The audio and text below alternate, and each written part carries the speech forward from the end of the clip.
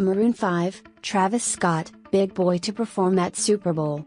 Updated, it's official. As Variety reported back in September, Maroon 5 will headline the Super Bowl halftime show in Atlanta on February 3, and the group will be joined by rapper Travis Scott and former Outkast member Big Boi.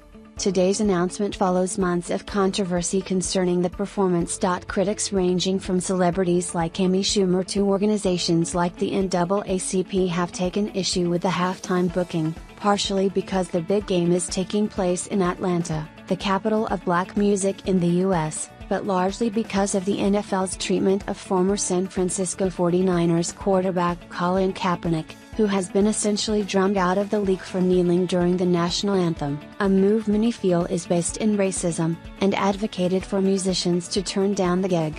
Performing at the Super Bowl now amounts to an endorsement of the NFL's policies, and sources tell Variety that multiple artists of color, including Cardi B, who is featured on Maroon 5's recent hit Girls Like You, Outkast, Mary J. Blige, Usher and Nicki Minaj, were considered or approached to perform with Maroon 5. It stands to reason that the announcement comes late in the football season schedule. Justin Timberlake, who performed at the 2018 Super Bowl, was announced on the preceding October. 23, Lady Gaga, the 2017 performer, was announced on the preceding Sep. 29, because of negotiations dragging out.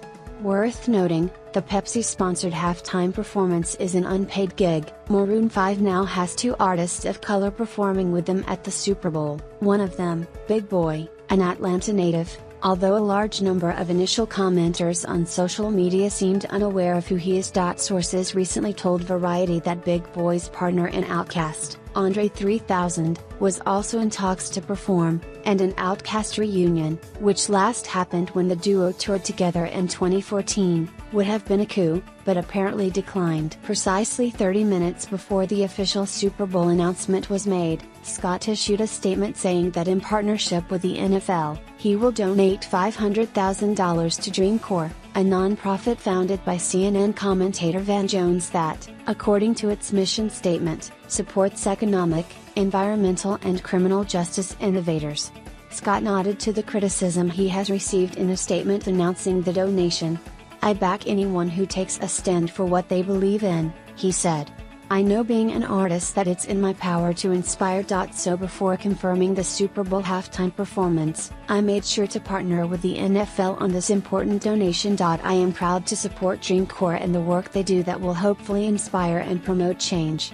Jay-Z, Meek Mill and the Reverend Al Sharpton were among the people who sources or reports said criticized or tried to convince Scott to decline the performance. But he, Maroon 5 and Big Boi are all affiliated with the Irving Azoff-helmed Full Stop Management, which apparently carried the day.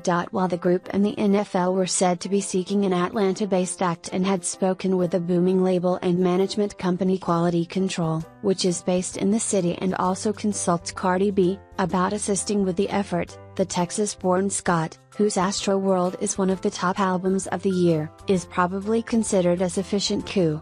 Scott recently performed on a song with Migos rapper Quavo called Huncho Jack that references Kaepernick. "Take a knee like the Niners, Kaepernick, / join the team, don't divide us, join them," the line goes.